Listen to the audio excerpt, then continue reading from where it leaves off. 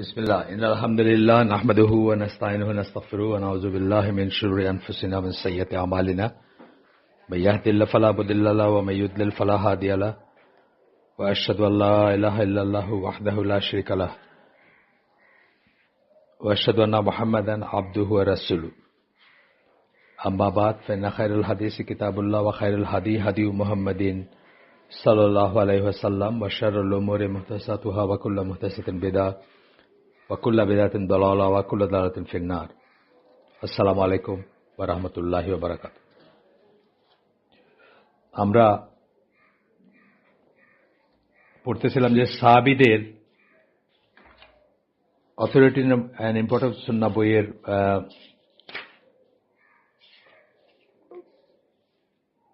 অবলম্বনে লেখা বা সেটা রিরাইট করা বাংলায় বই আমাদের সুন্নাহর কর্তৃত্ব মর্যাদা সেটা ধরে পড়তেছিলাম। তো সেখানে আমরা দলিল হিসাবে সুন্নাহর মর্যাদা, গ্রহণযোগ্যতা, ভ্যালিডিটি এইসব নিয়ে পড়তে গিয়ে আল্লাহ কোরআনে কি বলছেন, রাসূল সাল্লাল্লাহু আলাইহি ওয়াসাল্লাম নিজে কি বলছেন সেটা পড়ার পরে আমরা পড়তেছিলাম যে সাহাবীরা কি বলছেন বা সাহাবীদের স্ট্যান্ডটা কি ছিল, সেটারই একটা জায়গায় আমরা শেষ করছিলাম। আজকে সেখান থেকে ইনশাআল্লাহ পড়ব। আজকে যেটা পড়বো সেটা হচ্ছে বুখারীর বর্ণনায় আসছে যে আলী রাদিয়াল্লাহু আনহু এবং উসমান রাদিয়াল্লাহু আনহু মক্কা এবং মদিনার মাঝখানে, যাত্রাপথের মাঝখানে কোথাও অবস্থান করতেছিলেন। এই সময়টা যখন উসমান রাদিয়াল্লাহু আনহু কোনো নির্দিষ্ট কারণবশত তার উইজডম অনুযায়ী, তার দিনের জ্ঞান অনুযায়ী লোকদের মুতা সম্পাদন থেকে বিরত রেখেছিলেন। মুতা মানে আপনার হজের যেটাকে একসাথেই করা হয়, যেটাকে আমরা তামাত্তু হজ বলি, সেই ব্যাপারটা আর কি, যে একসাথে একই বয়সে মাঝখানে একটা বিরতি দিয়ে হজ এবং ওমরা করা হয়, সেটা সম্পাদনে বিরত রাখতেছিলেন। তো ওসমান রাদিয়াল্লাহু আনহু যখন নিষেধ করতেছিলেন মানুষজনকে তামাত্তু হজ সম্পাদন করার ব্যাপারে, একসাথে একই বয়সে গ্যাপ দিয়ে, আপনার একই বয়সে বা একই জার্নিতে গ্যাপ দিয়ে প্রথমে উমরা তারপর আবার হালাল হয়ে গিয়ে আবার হজ করা, সেটা নিষেধ করতেছিলেন। তখন এর বিপরীতে ইফরাদ এবং কিরান সেই হজগুলো আসে, একটু আলাদা, একটু অন্যরকম সেগুলা। তো আলী রাদিয়াল্লাহু আনহু তখন বললেন যে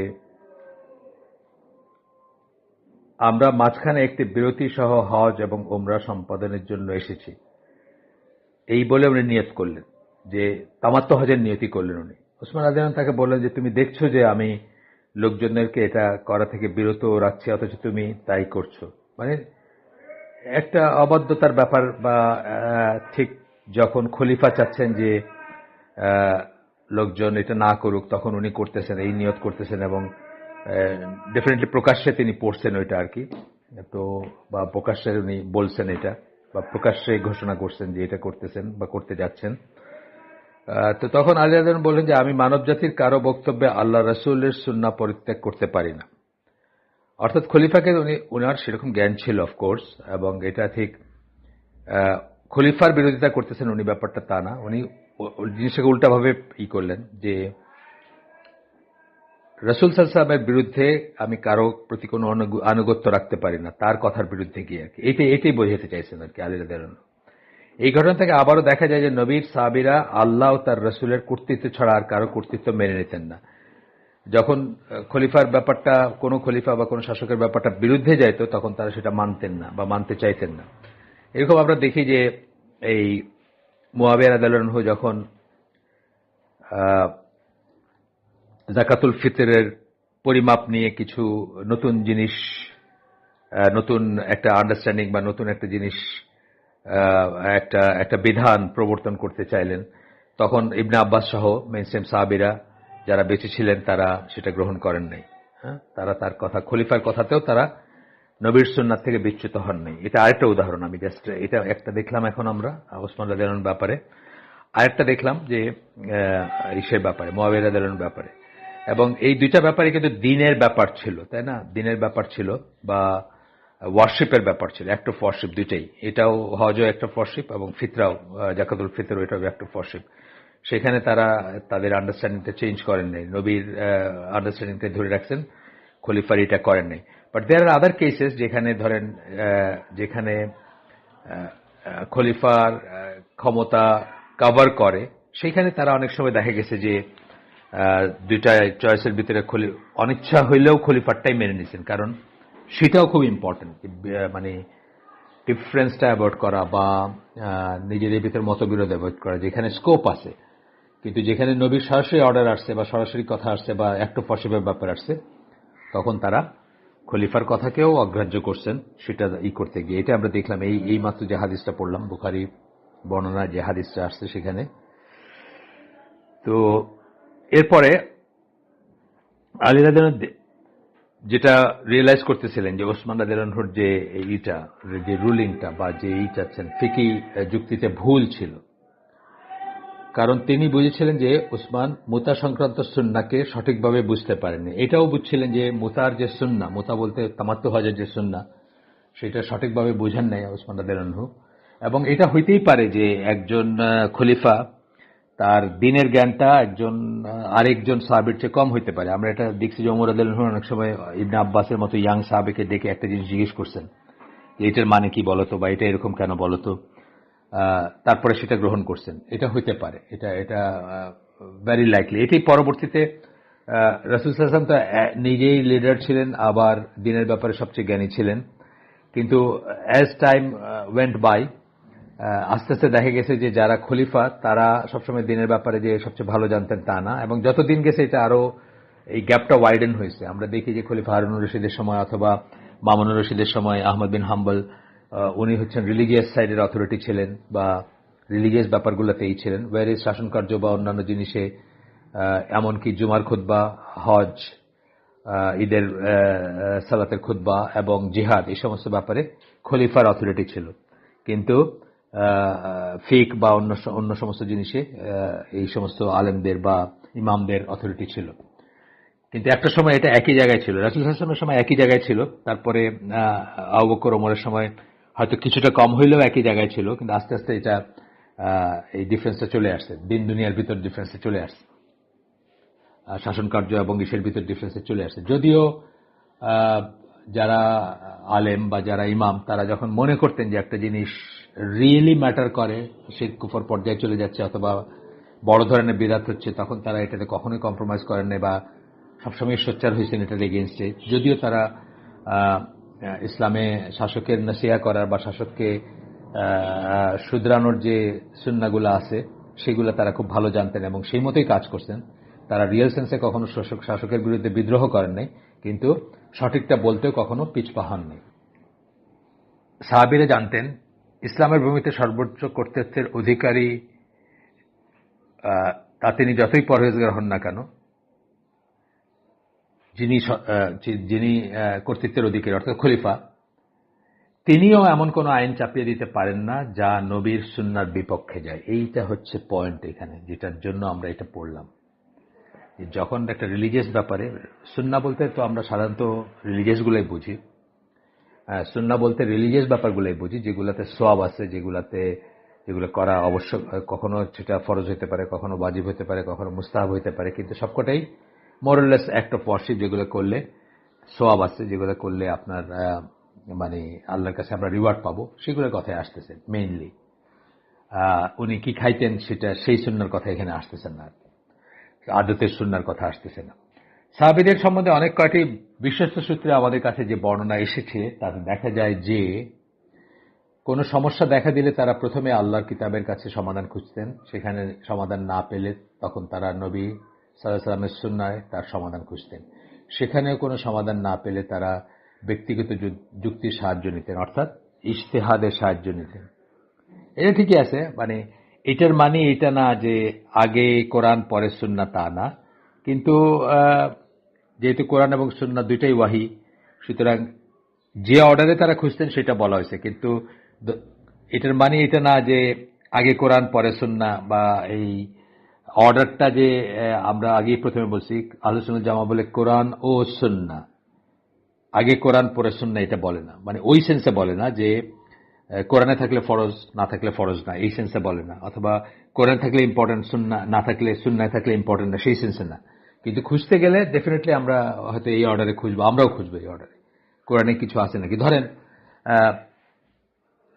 যখন কোরআনে একটা জিনিস নাই অথচ সুন্নাহ আছে, তখন কি সেটা অনেক বেশি গবেষণার দাবি রাখতে পারে। বিকজ কোরআনে করাপশন ঘটে নাই, কিন্তু সুন্নাহ তো করাপশন হয়েছে, বা সুন্নাহ তো সহি সুন্নাহ কিনা সেটা তাহকিক করার ব্যাপার আছে, একটা হাদিস সহি কিনা এটা জানার ব্যাপার আছে, যেহেতু মানুষজন হাদিস জাল করছে বা টুইস্ট করছে অনেক সময়। সেই জন্য সেইখানে একটা ডিফারেন্স আসবেই।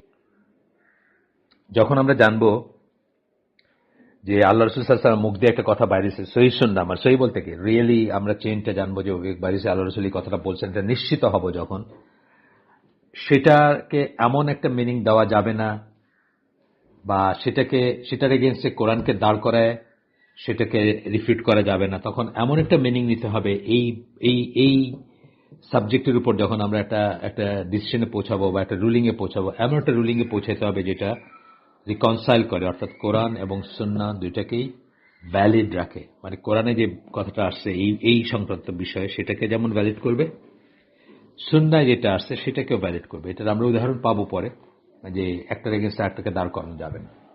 আচ্ছা, তো বলতেছেন যে তারপরে সেখানেও কোনো সমাধান না পেলে গেল, এটা ইস্তেহাদের ব্যাপার আমরা বলছি। এখন আমরা কতগুলা কনক্লুশনে পৌঁছাতে পারি। এতক্ষণ আমরা যেটা করলাম, মানে এটা আগের দিন থেকে শুরু হয়েছে, আজকেই শুরু না, আগের পর্বটা আপনাদের মনে রাখতে হবে। সেটা এবং এটা মিলায় আমরা একটা কনক্লুশনে পৌঁছাতে পারি। সেই কনক্লুশনগুলো, কতগুলো কনক্লুশনে পৌঁছাতে পারি সেগুলো হচ্ছে: ক, দিনের জ্ঞানের ব্যাপারে যারা সর্বোত্তম ও সবচেয়ে জ্ঞানী ছিলেন সেই প্রজন্ম, অর্থাৎ সাহাবীদের প্রজন্ম, তাদের মাঝে এই ব্যাপারে একটা ঐক্যমত্য ছিল যে নবীর সুন্নাহ অনুসরণ করাটা তাদের জন্য অবশ্য করণীয় বা শিরোধার্য, এবং তাদের কেউ নিজেকে এই বাধ্যবাধকতার ঊর্ধ্বে বলে কখনো দাবি করেননি। আমরা যেমন দেখলাম যে একজন খলিফা, তাকে যখন অন্য একজন সাহাবী বলতেছেন যে আপনার উচিত না এখন এই ট্রিপে যাওয়া বা এই রাষ্ট্রীয় ভিজিটে যাওয়া, কারণ আল্লাহ রসুল এরকম বলছেন, সাথে সাথে উনি সেটাকে ত্যাগ করতেছেন, অ্যান্ড সো অন। আচ্ছা, খ হচ্ছে নবীর মৃত্যুর পরে মুসলিমরা তখনও একমত ছিলেন যে তাদের অবশ্যই নবীর সুন্নাহ অনুসরণ করতে হবে। আজকে আমরা যেরকম পোর্ট্রে করতে চাই, আমাদের মডার্নিস্টরা বা রিফর্মিস্টরা যারা ওয়েস্টে থাকেন মেইনলি, তারা দেখাতে চান যে এটা শুধু নবীর জীবদ্দশাই আমাদের জন্য ডিরেক্ট অর্ডার যখন আমরা রিসিভ করছি তখনই আমাদের জন্য এটা শিরোধার্য ছিল, কিন্তু পরে আর এত বাধ্যবাধকতা না এটা মানার। নবী কি বলছেন না বলছেন এটা ভ্যালিড না, কারণ নবীর মৃত্যুর পরে সাহাবীরা এটাকে একই মর্যাদা দিয়েছেন। গ হচ্ছে জীবনের প্রতিটি ক্ষেত্রে ইবাদত থেকে রাষ্ট্র পরিচালনা, সব ক্ষেত্রে নবীর সুন্নাহকে প্রয়োগ করতে হবে, এবং এমনকি রাষ্ট্রের যিনি প্রধান তারও নবীর সুন্নাহর বিপরীতে শাসনকার্য পরিচালনা করার অধিকার নেই। এই তিনটা কনক্লুশন আমরা এখানে দেখলাম। তাইলে সাহাবীদের স্ট্যান্ডটা আমরা বুঝলাম, সুন্নাহকে তারা কি চোখে দেখতেন। এখন আমরা বড় বড় কিছু স্কলার যারা সাহাবী ছিলেন না তারা কি মনে করতেন সেটা দেখব। সাহাবী ছিলেন না, সাহাবীদের উপর একটা তো আলাদা এফেক্ট থাকবে, কিন্তু সাহাবী ছাড়াও পরবর্তী যুগের স্কলার, এমনকি আজ পর্যন্ত দেখব আমরা যে আমরা যদি নাসিরউদ্দিন আলবানীর দিকে দেখি, উনি তো জাস্ট কত বছর হইল ওনার মৃত্যু, ধরেন হার্ডলি 20 বছর হয়েছে। তো ওনাকে আমরা দেখব যে কিভাবে তারা সুন্নাহকে রেসপেক্ট করেন, বা সুন্নাহর কোনো কথা আসলে তাদের মুখে তারা এটার এগেনস্টে কোনো কথা বা তাদের কোনো বুঝ থাকে না, তাদের কোনো মত থাকে না, সেটা দেখব আমরা। তো প্রথমে একজন একজন করে স্কলার আমরা বলি, যারা কি তাদের মতটা কি আমরা পড়বো। প্রথমেই আসতেছে ইবনে খুজাইমা, ওনার তো হাদিসের কাজ আছে, ওনার বা হাদিসের সংকলন আছে। উনি বলছেন একটা বিষয় সম্বন্ধে আল্লাহ রাসূল সাল্লাল্লাহু আলাইহি ওয়াসাল্লাম যদি কিছু বলে থাকেন, আর তা যদি আমার কাছে একটা সহিহ সনদে এসে থাকে, যে কথাটা আমি একটু আগে বললাম, যে কনফার্ম করার বিষয় হচ্ছে উনি রিয়েলি বলছেন কিনা এবং সনদটা ঠিক আছে কিনা, অর্থাৎ মানে চেইনটা ঠিক আছে। চেইনটা ঠিক হওয়া মানে হাফ অফ দ্য হইল সনদ। ইসনাদকে 60% ধরা হয়, মানে 5 ভাগের 3 ভাগ ধরা হয় এটার ইম্পর্টেন্সটাকে, সরি, এটা কতটুকু ইম্পর্টেন্ট সেই ব্যাপারটা করতে গিয়ে আমরা বলতেছি, জাস্ট এটা একটা কোয়ান্টিটেটিভ আইডিয়া দিচ্ছি আপনাদের, যে সেটা হলো 5 ভাগের 3 ভাগ বা 10 ভাগের 6 ভাগ সেটা, আর বাকি 5 ভাগের 2 ভাগ অথবা 10 ভাগের 4 ভাগ হচ্ছে মতন যেটা, অর্থাৎ যে ওয়ার্ডিংগুলো সেগুলা কি ঠিক আছে কিনা বা সেগুলোর ভিতরে কোনো সংশয় সন্দেহ আছে কিনা সেটাও আছে, সেটাও যাচাই বাছাই করারই আছে।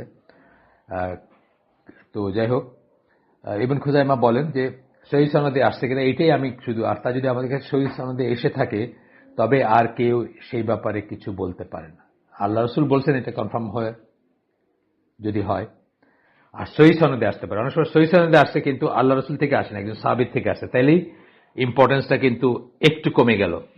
সরাসরি নবীর মুখ থেকে আসছে যেটা, আর নবীর মুখ থেকে শুনছেন সাহাবী, এই ব্যাপারে কনফার্ম কিছু নাই বা কনফার্ম কিছু বলেন নাই, কিন্তু উনি বলতেছেন যে এটা পালন করাটা অবশ্য করণীয় বা এটা আমরা করতাম বা এটা করতে হবে, সেটার স্ট্যাটাসটা আলাদা। আচ্ছা, মুজাহিদ রহিমাহুল্লাহ তাবেঈ ছিলেন, ইবনে আব্বাসের ছাত্র ছিলেন, কোরআনের তাফসীরকার ছিলেন। উনি বলেন আমরা সবাই আমরা সবার বক্তব্যের কিছু গ্রহণ করি এবং কিছু প্রত্যাখ্যান করি, অর্থাৎ আল্লাহ রসুল ছাড়া বাকি যারা আছেন তাদের সবার বক্তব্যের ভিতরে আপনি দেখবেন যে ডিপেন্ডিং অন কে উনি, যে কিছু গ্রহণ করতেছেন এবং কিছু প্রত্যাখ্যান করতেছেন, অথবা কারো ব্যাপারে যিনি খুব স্ট্রিক্ট তার ব্যাপারে সবই গ্রহণ করতেছেন, হয়তো একটা দুইটা জিনিসকে পারতেছেন না গ্রহণ করতে বা করেন না। বক্তব্য বলতেছি আমি, তাদের বক্তব্য। এটা যে কারো বেলায় প্রযোজ্য। আমরা ইবনে আব্বাসের ঘটনা দিয়ে বলি। ইবনে আব্বাস খুব বড় একজন সাহাবী, কোন সেন্সে, মানে জ্ঞানের দিক দিয়ে, কোরআনের আন্ডারস্ট্যান্ডিং এর দিক দিয়ে। ইবনে আব্বাসের অনেক কিছু আমরা মানে জীবনে দেখি যে এগুলারই আছে, যেমন ধরেন আহলুস সুন্নাহ জামা যে নামটা আমরা বলছি, যেটা প্রথম উচ্চারিত হয়েছিল তার মুখে, এবং সেইখান থেকে কিন্তু আমরা সমানে বলে যাচ্ছি সারা দুনিয়ায় টু আইডেন্টিফাই আল জামাল লোক কারা, কারা নবী এবং তার সাহাবীদের আকীদা মানহাজের উপর আছেন, সেটা বলতে গিয়ে আমরা কিন্তু এই শব্দটা এই ফ্রেজটা ইউজ করে যাচ্ছি, আহলুস সুন্নাহ জামা। কিন্তু সেই ইবনে আব্বাসেরও আমরা এমন বর্ণনা আছে যেটা আমরা গ্রহণ করি না। যেমন ইবনে আব্বাস বলছেন যে আল্লাহ রাসূল সাল্লাল্লাহু আলাইহি ওয়াসাল্লাম আল্লাহকে দেখছিলেন মেরাজে। হ্যাঁ, বুখারীর বর্ণনা, কিন্তু বুখারীতে তার কথা হিসেবে আসছে জিনিসটা, তার মতামত হিসেবে আসছে বা তার আন্ডারস্ট্যান্ডিং হিসেবে আসছে। সো এটা আমরা গ্রহণ করি না। আমরা এর বিপরীতে আয়েশা রাদিয়াল্লাহু আনহা উনি বলছেন যে এই উম্মার ভিতরে আমি প্রথমে এই ব্যাপারে, আমি সারমর্মটা বলতেছি, এক্সাক্ট ওয়ার্ডিং না, আমি প্রথম রাসূলকে জিজ্ঞেস করছি উনি আল্লাহকে দেখছিলেন কিনা বা দেখছেন কিনা। আল্লাহ রাসূল বলছেন যে না, উনি দেখেন নাই, কোনো ফিজিক্যাল চক্ষু দিয়ে আল্লাহকে দেখা সম্ভব না। যখন কিয়ামতের দিন যারা সুসংবাদপ্রাপ্ত তারা আল্লাহকে দেখবেন। তো এই ব্যাপারটা যেমন ইবনে আব্বাসের এত কিছু আমরা গ্রহণ করি, কিন্তু তারপরে এটা গ্রহণ করি না। এইটাই বলতেছেন মুজাহিদ তার ছাত্র, আমরা সবার বক্তব্যেরই কিছু গ্রহণ করি এবং কিছু প্রত্যাখ্যান করি, কেবল আল্লাহ রাসূল সাল্লাল্লাহু আলাইহি ওয়াসাল্লাম ছাড়া। অন্য কথায়, মানে এটি তার বক্তব্য, আর এই লেখক কনক্লুড করতেছেন যে অন্য কথায় রাসূল সাল্লাল্লাহু আলাইহি ওয়াসাল্লামের সব বক্তব্যই গ্রহণ করতে হবে, এখানে প্রত্যাখ্যান করার কোনো রাইট আমাদের নাই বা যোগ্যতা আমাদের নাই। উরওয়া বলেন সুন্নাহর অনুসরণ হচ্ছে দিন প্রতিষ্ঠা করা, অর্থাৎ সুন্নাহ যদি অনুসরণ করি তাহলে দিন প্রতিষ্ঠা করলাম, না করলে করলাম না, এটাই। আবু সুলাইমান আল দারিমি, এদের সবাই নাম আপনারা জানেন, ডিফারেন্ট জায়গায় পাইছেন না, হাদিসের কালেকশনে পাইছেন। দারিমি কিন্তু হাদিস কালেকশনে আমরা অনেক সময় দেখবেন যে দারিমি লেখা আছে একটা হাদিসের ইসে। আমার অন্তরে হয়তোবা, উনি বলতেছেন, আমার অন্তরে হয়তোবা আমার সময়কার সমস্যা বলিও কথাবার্তা খচখচ করে, এবং আমি কখনোই দুটি ন্যায়পরায়ণ সাক্ষী কোরআন এবং সুন্নাহ ছাড়া কোনো কিছুই গ্রহণ করি না। এটার মানে কি, মানে অন্য কিছুর জন্য একটা অস্বস্তি বোধ করতে পারেন আপনি, যে এই কথাটা বোধহয় এইরকম বললে এখনকার সময়ের জন্য ঠিক হইতো, কিন্তু তবু আপনি কোরআন এবং সুন্নাহর বাইরে আর কিছুই গ্রহণ করেন না। উদাহরণ দিচ্ছি আমি একটা, ওই যে আমাদের এই চ্যাপ্টারের সাহাবীদের সম্বন্ধে পড়তে গিয়ে আমরা যেমন প্রথম একটা হাদিস পড়ছিলাম যে ইমরান বিন হুসাইন উনি বলতেছেন যে কি বলে লজ্জাশীলতা, যেটাকে আমরা বলি শিষ্টাচার, লজ্জাশীলতা, মডেস্টি যেটাকে বলি, তার পুরাটুকুই হচ্ছে ভালো বা পুরাটুকুই কল্যাণকর বা পুরাটুকুই সুন্দর। তো এই কথার বিপরীতে যখন আরেকজন বলছেন যে না, মানে আমরা তো এখানে পাই প্রজ্ঞার ভিতরে, মানে ওই প্রাচীন অ্যারাবিক লেখার ভিতরে পাই যে এটার ভিতরে কিছু উইকনেসও আছে বা এইসব জিনিস, তখন উনি কি করলেন, উনি তখন ওনার চেহারাটা লাল হয়ে যায় এবং উনি তখন রেগে যান তার উপরে। আমি বলতেছি যে আল্লাহ রসুল সাল্লাল্লাহু আলাইহি সাল্লামের একটা হাদিস বলতেছি তোমাদেরকে, আর তোমরা বলতেছো যে এর ভিতর কিছু উইকনেস আছে বা এর ভিতর কিছু সমস্যা আছে। এটা তো হইতে পারে না। ইমরান বিন হুসাইন যখন মানে রেগে গেছিলেন আর কি, যখন তাকে কেউ বলছিলেন যে শালীনতার ভিতরে উইকনেস আছে, কিছু দুর্বল দিক আছে বা কোনো আজকের দিনের আপনারা যদি দেখেন, আজকের দিনের এই দুনিয়া বাংলাদেশ যেখানে আমরা বসবাস করি, যে সমাজে বসবাস করি, আপনার মনে হইতেই পারে অনেক সময় যে আমি শালীন হয়ে, আমি গালিগালাজ না করে, আমি চিল্লাচিল্লি না করাতে আমি বোধহয় ঠকে যাচ্ছি, বা আমার এই সমাজের মানুষ এই ভাষা বোঝে না, এদের জন্য উপযুক্ত ভাষা হচ্ছে গালিগালাজ করবেন এবং চিৎকার করে কথা বলবেন, বা এই মানে সুন্নাহ বিরুদ্ধ ব্যাপারগুলো সব। কিন্তু তথাপি আপনি ওই স্কলার বলতেছেন যে তথাপি আমার ভিতরে খচখচ করলেও কোরআন এবং সুন্নাহর সাক্ষ্য ছাড়া অন্য কিছুই গ্রহণ করি না, কিন্তু আমরা আর কিছু গ্রহণ করি না, অর্থাৎ আমরা করব না বা করা উচিত না, বা স্কলার হিসাবে করা উচিত না। যদিও বা আমাদের মনে হইতে পারে যে এখনকার সময় কি ডিফিকাল্ট টাইম চলে আসছে, এখন যদি চিৎকার করে কথা বলে গাইল দেওয়া দিলে মানুষ হয়তো ভালো শুনতো, এবং ইট ইজ ট্রু। এটা আমরা অনেক সময় প্র্যাকটিক্যালিও দেখি। হয়তো আমরা একটা অ্যাপার্টমেন্টে থাকি যেখানে 20টা ফ্যামিলি থাকে, তো এখানে একটা অফিস তো আছে, ছোট্ট অফিস বেয়ারারও আছেন। তাদের ভিতরে যিনি যত রাগী বা যিনি যত মিসবিহেভ করেন, দেখা যায় যে কর্মচারীরা তাকে বেশি কেয়ার করে। এখানে কিন্তু দুইটাই ফল্টি, কর্মচারীদের আন্ডারস্ট্যান্ডিংটাও ফল্টি আর ওনার রাগটাও ফল্টি। দুইটা ফল্ট কিন্তু একটা কারেক্ট প্রডিউস করতে পারে না, দুইটাই খারাপ।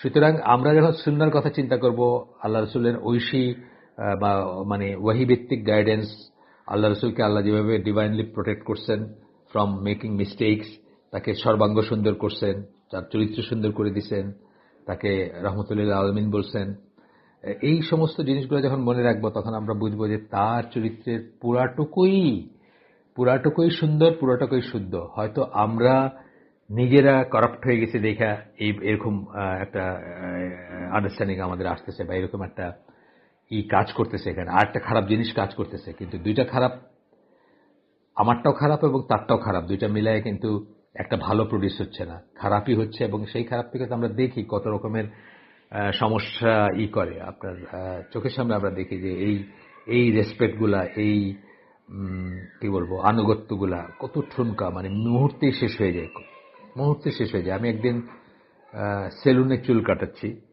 তো আমি বুঝলাম যে একজন লোক, উনি কোনো বড় লোকের ড্রাইভার আর কি। ফোন আসছে একটা, তো উনি কিছু কথা বললেন, নাপিতরা তাকে চিনে, নাপিতের একজন জিজ্ঞেস করলো কে ফোন করছে। উনি সাথে এমন একটা বিশেষণ লাগালেন যে আমি এটা মুখে আনতে পারতেছি না। আমি ঢাকায় বড় হয়েছি, কিন্তু তথাপি আমি কথাটা মুখে আনতে পারতেছি না। উনি যা দিয়ে বললেন যে ম্যাডাম, মানে আগে যে এইটা দিলেন আর কি, একেবারে মানে স্ট্রিটও না, বস্তিও না, মানে কি বলবো, শুরিখানার বা বিশ্বালয়ের ল্যাঙ্গুয়েজ আর কি বলতে পারেন। সেই ল্যাঙ্গুয়েজে উনি তার এমপ্লয়িকে অ্যাড্রেস করে ওই নাপিতকে বলতেছেন যে সে ফোন করছিল। এই যে ব্যাপারটা, তার মানে তার যে রেসপেক্ট টুয়ার্ডস দ্যাট ম্যাডাম বা এটা জাস্ট চাকরির জন্য বা টাকার জন্য বা একটা টেম্পোরারি জিনিস, আসলে কোনো রেসপেক্টই নাই তার ভিতরে। হ্যাঁ, এবং উনি ওই ল্যাঙ্গুয়েজে কথা বলাতে ম্যাডামকে হয়তো গালিগালাজ করে বা চিলাচিলি করে, সেই জন্য হয়তো টেম্পোরারিলি তার কথা মানেন বা একটা আনুগত্য দেখান, কিন্তু আসলে তার ভিতরে কি আছে। এবং এই কথা, এই গালি যে দিতে পারে, সে একটা সুযোগ বুঝে কোনো একটা হার্ম করতে পিছপা হবে না, কারণ সে ইমোশনালি চার্জড, অর্থাৎ তার ভিতরে অনেক রিসেন্টমেন্ট, রেজ জমা হয়েছে, সেগুলোতে সে ভেন্ট করার কোনো সুযোগ পেলে সে ভেন্ট করবে। এগুলো আমার বোঝার ব্যাপার আছে। অনেক সময় আমরা বলবো, ভাবে বলবো যে না না, এগুলোতে কাজ করে না, আজকালকার দুনিয়া ভদ্রতা কাজ করে না, কিন্তু আমরা উই আর রং, যেটা বলা উচিত না আমাদের, সুন্নাহর এগেইনস্টে কি। আবু কিলাবা আরেকজন স্কলার, উনি বলেন, তুমি যদি কারোর সাথে সুন্নাহ নিয়ে কথা বলো আর সে যদি বলে এসব আমার কাছ থেকে দূরে রাখো এবং আল্লাহর কিতাব নিয়ে আসো, তাহলে জানবে যে সে পথভ্রষ্ট। যে শুধু কিতাব নিয়ে আসতে বলবে সে পথভ্রষ্ট। এটা আমরা দেখবো অনেক বর্ণনা পাবো আমরা, যেখানে ওমর রাদিয়াল্লাহু বর্ণনা পাইছি আমরা বা আরো পাবো, যেখানে তারা বলেন যে সুন্নাহর স্কলারদের কাছে যাও, কারণ তারাই দিনকে সবচেয়ে ভালো জানে, বা তাদের কাছে যাও। আল্লাহ রসুলের হাদিস তো আমরা দেখছি, বলছেন যে এমন একটা সময় আসবে যখন মানুষ বলবে যে কিতাব নিয়ে আসো, কিতাব নিয়ে কথা বলি, আল্লাহর কিতাব নিয়ে আসো, এই সুন্নাহ নিয়ে আমরা কথা বলবো না, বা ইত্যাদি। এরপরে আরেকজন আলেম শাওয়াত, উনি বলেন, ওনার লেখায় বলতেছেন, উনি বড় বড় স্কলারদের নাম উচ্চারণ করে তাদের সম্বন্ধে মন্তব্য করতেছেন। ইবন হাজম, আল বাজি, আল গাজালি, আল আমাজি, আল আমাজি, আল বাজদাওয়ি এবং অন্যান্য স্কলার যারা ইসলামের আইন তত্ত্বের উপর লিখে গিয়েছেন, উসুল ফিকের উপর লিখে গেছেন যারা, তারা এই ব্যাপারে অর্থাৎ সুন্নাহর মর্যাদা এবং কর্তৃত্ব, সুন্নাহর যে অথরিটি, আলোচনা করেছেন। এবং তারা বলে গেছেন যে এই প্রশ্নে গোটা মুসলিম জাতির মাঝে একটা সর্বসম্মত অবস্থান রয়েছে। তাদের পুস্তকাদিতে মানে এই যাদের নাম বললেন তাদের পুস্তকাদিতে তারা স্পষ্টভাবে অথবা এমনকি ইঙ্গিত সহকারে এমন কিছু বলে যান নাই, স্পষ্টভাবে বলেন নাই, ইঙ্গিত দিয়ে বলেন নাই, যাতে বোঝা যায় যে সুন্নাহর কর্তৃত্ব সম্বন্ধে কোনো মতপার্থক্যের অস্তিত্ব রয়েছে। অর্থাৎ তাদের লেখালেখি দেখলে প্রচ্ছন্ন ইঙ্গিত সহকারে, যেমন আপনি শিয়াদের লেখালেখিতে পাবেন যে প্রচ্ছন্ন হইলে অনেক সময় তারা সুন্নাহটাকে ছোট করে দেখতেছে, অন্যটাকে বড় করে দেখতেছে, অন্য আন্ডারস্ট্যান্ডিং তাদের। জাস্ট একটা উদাহরণ, যে আল্লাহ রাসূল সাল্লাল্লাহু আলাইহি ওয়াসাল্লাম 10 জন সাহাবীকে নাম ধরে বলে গেছেন যেটা জান্নাতি, তো শিয়ারা কি করতেছে, সেটাকে পাশ কাটায় বলতেছে যে একজন ছাড়া, আলী রাদিয়াল্লাহু আনহু ছাড়া বাকিরা সব কাফির হয়ে গেছেন বা সব জাহান্নামী। এই যে ব্যাপারটা, তার মানে তারা সুন্নাহকে করে না। এই জন্যই তাদেরকে শিয়া বলে আর আমাদেরকে সুন্নি বলে। যে প্রাইমারি রিজন হচ্ছে এটা, আমাদেরকে সুন্নি বলার, বিকজ আমরা সুন্নাহটা ধরে রাখতে চাই বা সুন্নাহর সাথে লেগে থাকতে চাই। সুন্নাহ আমাদের কাছে মোস্ট ইম্পর্টেন্ট, কোন ইমাম কি বললেন সেটা না। আচ্ছা, আর এরা ছিলেন ওই ধরনের ব্যক্তি যারা নিজ মাযহাবের পূর্বসূরীদের বই পুস্তক তন্ন তন্ন করে খুঁজে দেখেছেন এবং তাদের মত পার্থক্যগুলো যুক্তিযুক্ত হোক অথবা অগ্রহণযোগ্য হোক, যাই হোক না কেন, মানে স্কলারদের, তাদের মাযহাবের যারা স্কলার, সেগুলো যাচাই করেছেন এবং সময় নিয়ে সেসবকে খণ্ডন করেছেন। যদি অগ্রহণযোগ্য মতামত থেকে থাকে সেসবে, সেগুলোকে খণ্ডন করছেন সময় নিয়ে। এরা অনেক গবেষণা করছেন। কেউ এটা কিভাবে কল্পনা করতে পারে যে মুসলিমদের মধ্যে একটা বিষয়ে মতবিরোধ থাকবে যা কিনা দিনের মৌলিক বিষয়সমূহের অন্তর্ভুক্ত। সুন্নাহ হচ্ছে দিনের মৌলিক বিষয়ের অন্তর্ভুক্ত একটা ব্যাপার। এটা নিয়ে মুসলিমদের ভিতরে মতপার্থক্য কল্পনাই করা যায় না, যা অপরিহার্যভাবেই দ্বীন ইসলামের অংশ। সুন্নাহ অপরিহার্যভাবেই দ্বীন ইসলামের অংশ। এগুলো শাওয়াতের কথা। শাওয়াতের বইটা হচ্ছে হুজ্জাতুস সুন্নাহ বা হুজ্জাতুস সুন্নাহ হবে আর কি। হুজ্জাত আল সুন্নাহ লিখছেন এখানে, তো যখন আমরা মিলাই এভাবে পড়বো হুজ্জাতুল সুন্নাহ হবে। তো যাই হোক, আলী হুসেন শাওয়াত বইয়ের নাম দিয়েছেন এখানে ফুটনোটে। তো বলতেছেন যে যা অপরিহার্যভাবেই দ্বীন ইসলামের অংশ এবং যা নিয়ে কেউ যদি বাকবিতণ্ডা করে তাহলে সে একজন মুরতাদ, ইসলামের গণ্ডির বাইরে অবস্থিত। দেখছেন কি সিরিয়াসলি তারা এটাকে নিতেন। সুন্নাহ নিয়ে যদি সুন্নাহ মানতে হবে কি হবে না বা মানার দরকার নাই, অথবা সুন্নাহ মানবো না, শুধু কোরআন মানবো, তাকে মুরতাদ বলতেছেন। এটাই স্ট্যান্ড ছিল। আমি আপনাকে আগে বলছি জিন্দিক মুরতাদ এরকমের ভাবতেন তারা। জিন্দিকটা আরো খারাপ কথা, মানে একজন কাফের যে ছদ্মবেশে ইসলামের ভিতরে প্রবেশ করছে ইসলামকে ধ্বংস করার জন্য, তারা জিন্দিক মনে করতে। আমরা পরে দেখবো, পরে আসবে সেটা। ইমাম শাফি তার আল বইতে লেখেন,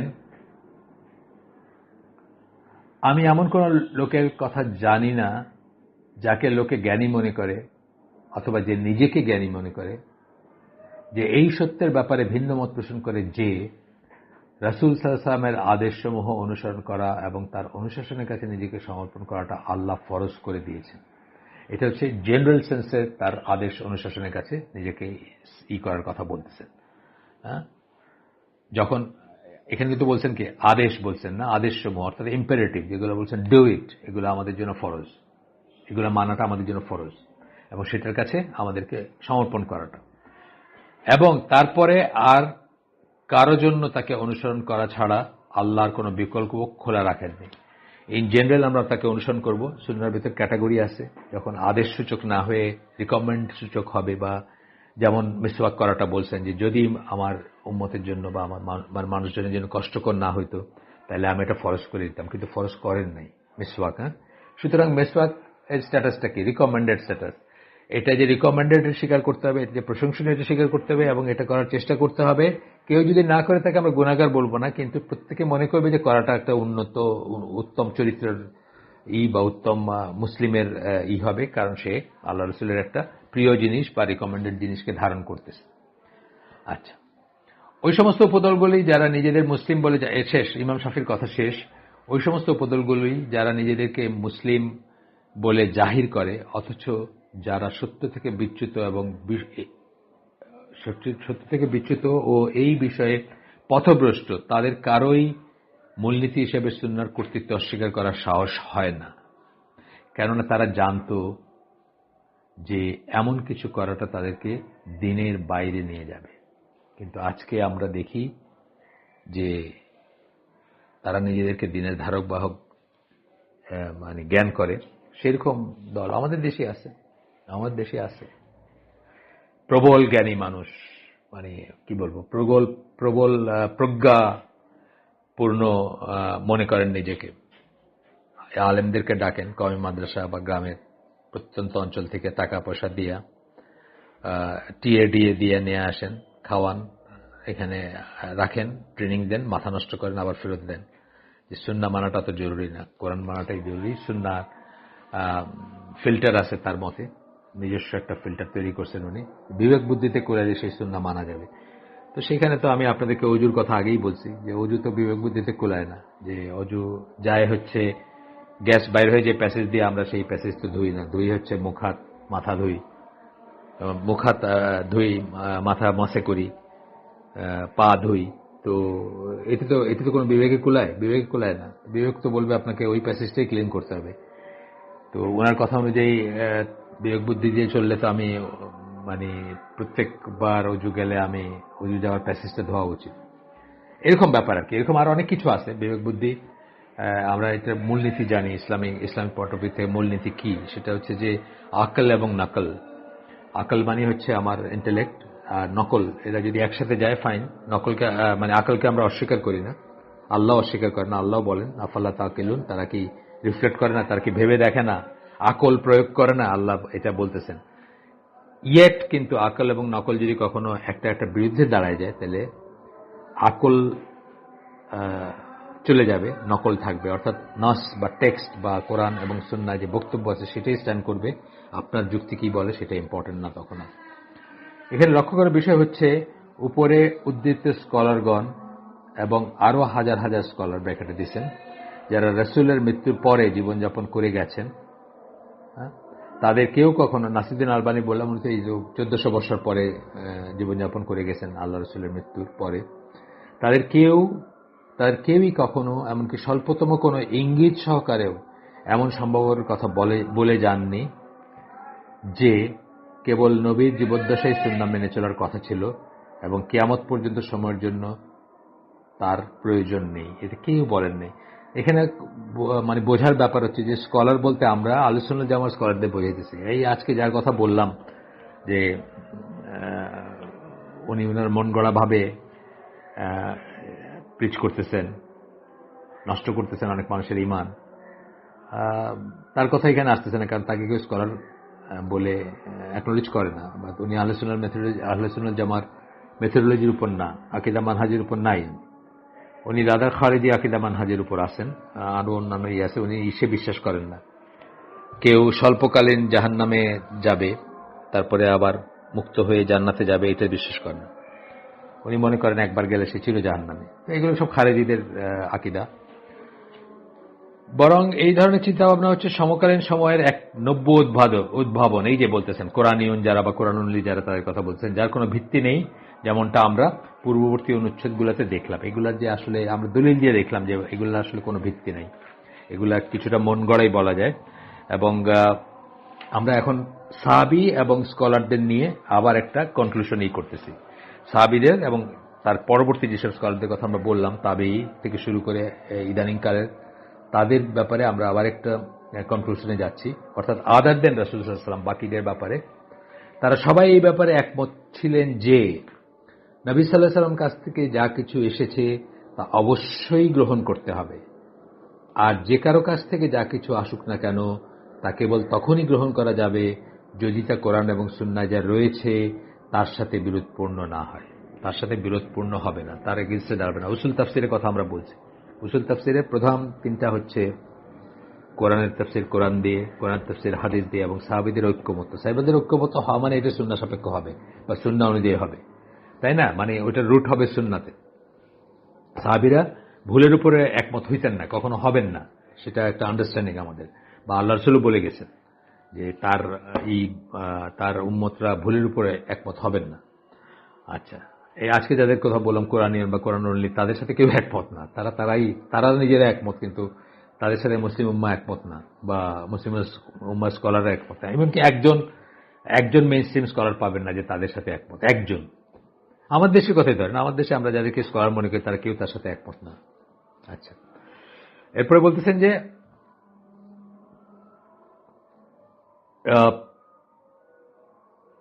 অন্য যে কোনো মানুষই ভুল ত্রুটির ঊর্ধ্বে নয়, যেটা আমরা বারবার বলছি যে আল্লাহ রাসূল সাল্লাল্লাহু আলাইহি ওয়াসাল্লাম কেবল ডিভাইনলি প্রোটেক্টেড ছিলেন, ভুল ত্রুটির ঊর্ধ্বে ছিলেন। কোনো ভুল করে থাকলে আল্লাহ তাকে শুধরে দিয়েছেন, আর মোট কথা তার মিশনে কমপ্লিট করছেন, সেটার ভিতরে ভুল ভ্রান্তি কিছু ছিল না। এটা আমাদের কিন্তু আকীদার পয়েন্ট। আচ্ছা, তার সাথে গেল, আচ্ছা, ভুল ত্রুটির ঊর্ধ্বে নয়, অথচ নবী সাল্লাল্লাহু আলাইহি ওয়াসাল্লামকে আল্লাহ দিক নির্দেশন দিয়েছেন। দিক নির্দেশনের আরবি ওয়ার্ড হচ্ছে হিদায়া, তাই না? হিদায়াত যেটাকে আমরা বলি, এবং ভুল করা থেকে রক্ষা করেছেন, ডিভাইনলি প্রোটেক্টেড, যেটা আমরা বললাম। অপর কথা বলতে গেলে কারো কাছে যদি রাসূল সাল্লাল্লাহু আলাইহি ওয়াসাল্লামের একটা হাদিস উপস্থাপন করা হয়, তবে সেই হাদিস অনুসরণ করা ছাড়া তার আর কোনো গত্যন্তর থাকবে না, যদি হাদিসটা সহিহ হয়। অর্থাৎ সেই হাদিস হইতে হবে, এটা আমরা বললাম যে এখানে একটা তাহকিক করার ব্যাপার আছে। এইটুকুই করতে পারেন আপনি, হাদিসটা সহিহ কিনা এটা খোঁজ করতে পারেন। সহিহ হইলে আর আপনার মানা ছাড়া আপনার কোনো চয়েস থাকবে না।